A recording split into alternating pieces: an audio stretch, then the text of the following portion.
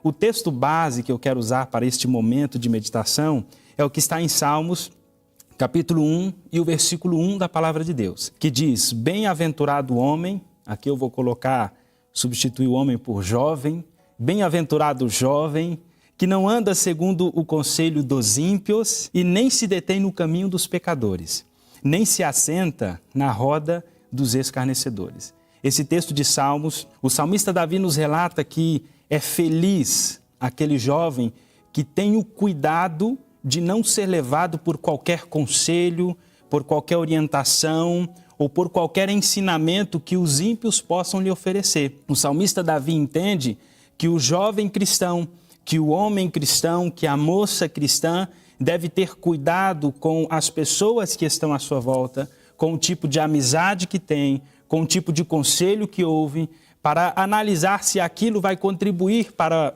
uma boa caminhada rumo à perfeição cristã, rumo ao céu, rumo aos seus objetivos nobres nessa vida, ou se vai lhe afastar do caminho do Senhor.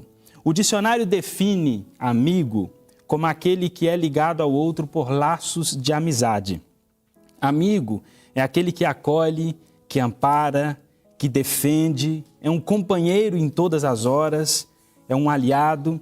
E geralmente nós podemos definir os amigos em dois tipos: os amigos verdadeiros e os falsos, o amigo fiel e o infiel, aquela amizade verdadeira e aquela amizade que não é verdadeira. Existem muitas circunstâncias que nós podemos analisar, mas sendo direto ao ponto, há dois tipos de amigo, há dois tipos de amizade que nós podemos analisar de acordo com aquilo que está escrito. E a Bíblia nos dá muitas orientações a respeito das amizades. Ela fala da importância dos bons amigos e nos avisa sobre os perigos das más companhias através de várias exortações, através de ricos exemplos. Nós vemos na Bíblia diversas pessoas ou diversos personagens que passaram por algum tipo de influência concernente aos amigos que estavam à sua volta ou que permitiram influenciar aqueles que estavam ali ao seu redor. A verdade é que nessa vida nós somos seres sociáveis. E mesmo que não queiramos, mesmo que você não queira, você está permitindo sua influência espalhar sobre os outros. E os outros estão espalhando a influência deles para cada um de nós. Então nós somos seres influenciáveis e sociáveis. E não adianta falar: eu não quero influenciar ninguém e eu não quero receber nenhum tipo de influência. Não existe isso. Até porque a maneira como nós vivemos nada mais é do que aquilo que nós aprendemos com as pessoas à nossa volta. Quando você sorri e diz um obrigado, é porque alguém te influenciou na sua infância a fazer isso.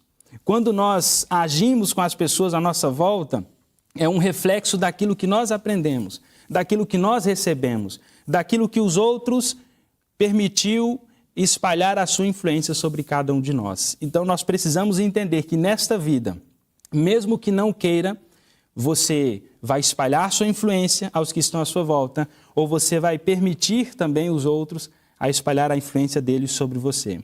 Eu quero fazer um breve comentário sobre um teste social que foi feito numa faculdade, justamente para mostrar como muitas vezes o ser humano ele pode ser facilmente influenciado pelas pessoas que estão à sua volta e pelas circunstâncias. Este vídeo está sendo divulgado aí nas redes sociais. Nos mostra que nesse vídeo uma professora combinou com toda a turma que estava ali que a pasta que ela estava na mão era uma pasta da cor verde, mas quando ela perguntasse para aquela turma, todos deveriam responder que era azul. E havia um aluno que estava fora. Então esse aluno que estava lá fora não estava ciente de que aquilo era um teste e de que aquilo ali iria acontecer. Então esse aluno entra e agora a professora começa então a fazer o seu discurso e no meio de discurso ela levanta a pasta verde e pergunta para um aluno, que não era aquele que não estava sabendo de nada. Pergunta para um que estava ciente: que cor é essa pasta? E o aluno fala: é azul. E aí pergunta para outra aluna: que cor é essa pasta? Ela fala: é azul. E pergunta para mais uns 2 ou 3 e todos respondem que é azul. quando chegou a vez de perguntar para aquele jovem qual era a cor da pasta, a professora vira para ele e fala: e você, fulano? Qual é a cor dessa pasta? Ele olha para ela e fala: azul. Ou seja, é apenas um teste social para mostrar como nós somos facilmente influenciáveis pelas coisas e as circunstâncias que estão à nossa volta. Aquela pasta era verde, claramente era verde. Mas porque todos estavam falando que era azul, aquele jovem sentiu então como se fosse na obrigação de dizer como todos estavam falando.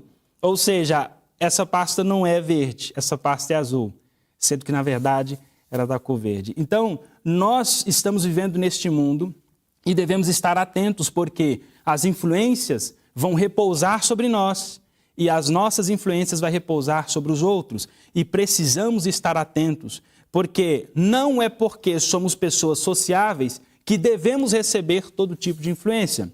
Não é porque somos sociáveis que devemos fazer amizades com todo tipo de pessoa, assimilando ou recebendo todo tipo de informação. Eu quero trazer para vocês 2 simples exemplos que estão na palavra de Deus. Um exemplo é de um personagem que foi chamado por Deus para ser um exemplo na nação de Israel e para livrar o povo de Israel daquele jugo opressor que os filisteus e os demais inimigos colocavam sobre aquela nação. Esse personagem era Sansão, conhecido como o homem mais forte da Bíblia. E Sansão, ele cresceu em meio ao povo de Deus. Sansão ali se desenvolveu. Mas quando nós olhamos a trajetória da vida de Sansão, nós percebemos já lá do meio para o final que Sansão se relacionou com mulheres que não eram cristãs, casou com mulheres que não eram do meio do povo de Deus, e devido a isso veio consequências, como Sansão perdeu a sua comunhão com Deus, cortaram seus cabelos, vazaram seus olhos e por fim Sansão morreu. Graças a Deus que Sansão morreu salvo, Sansão se arrependeu e quando você chegar no céu, você vai poder bater um papo com Sansão e conversar com ele. Mas o que eu quero falar sobre Sansão a respeito das amizades?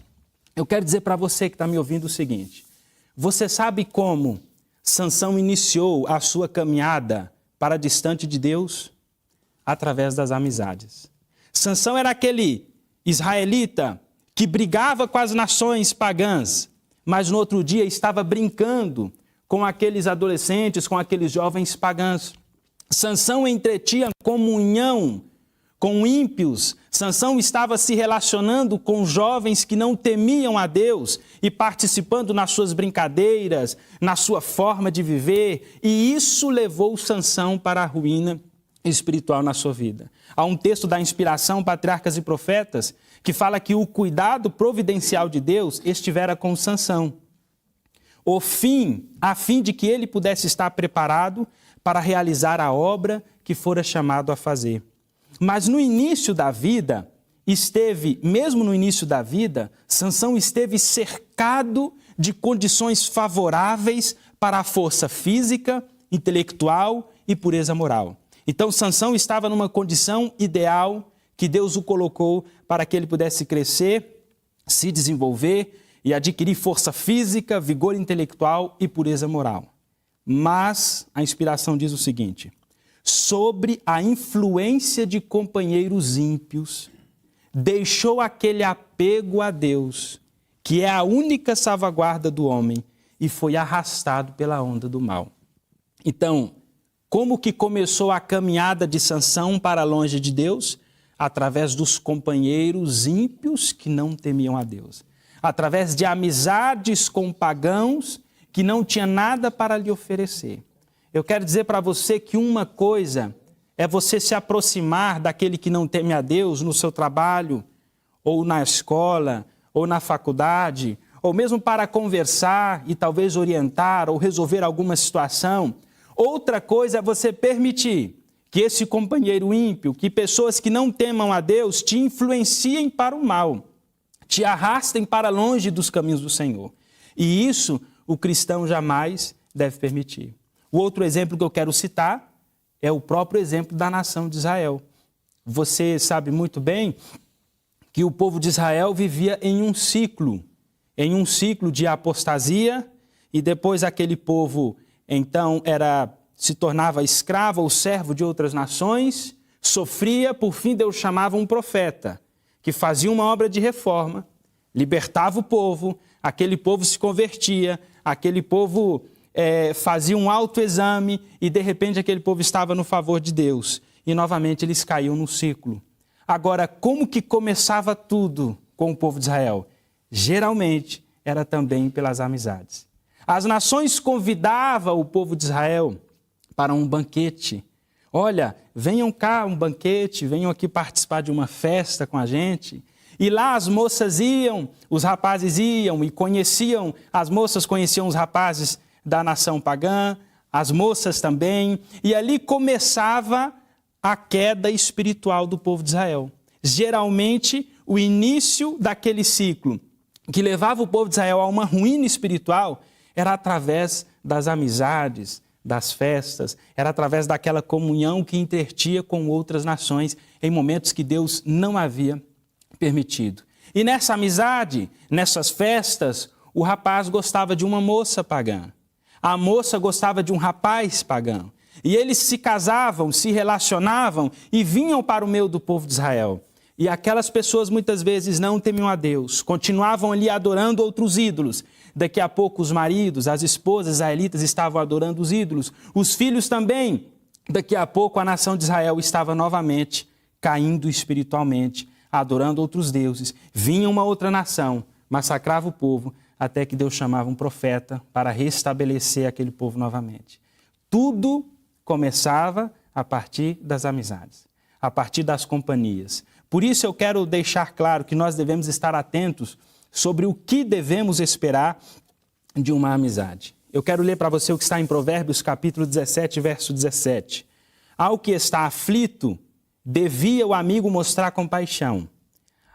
Ainda ao que deixasse o temor de Todo-Poderoso. Em todo tempo ama um amigo, e para a honra da angústia nasce um irmão. Nós precisamos compreender cada dia mais que um amigo verdadeiro é aquele que está com você em meio às dificuldades, em meio às provas, em meio às lutas. E um amigo fiel é aquele amigo que sempre vai te levar e te apontar para um melhor. Sempre vai te orientar no caminho do Senhor. Além disso, Eclesiastes capítulo 4, verso 10 diz: porque se um cair, o outro levanta o seu companheiro. Mas ai do que estiver só, pois caindo não haverá outro que o levante. Ou seja, esse texto da palavra de Deus, ou a palavra de Deus como um todo, não está dizendo que nós devemos ter uma vida isolada, afastada de todos e de tudo. Não é isso.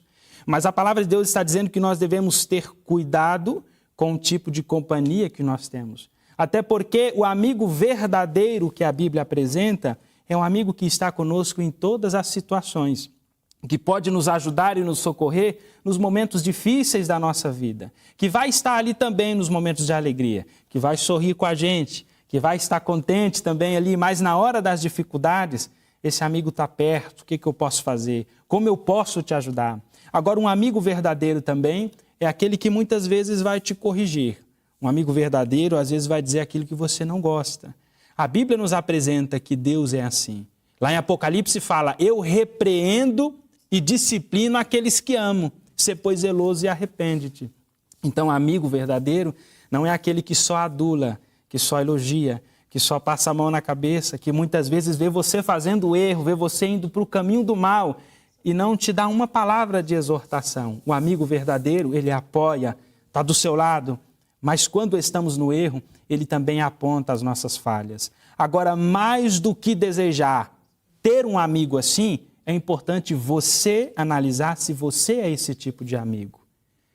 Sócrates certa vez disse: para conseguir uma amizade, para conseguir a amizade de uma pessoa digna, é preciso desenvolvermos em nós mesmos as qualidades que nela admiramos.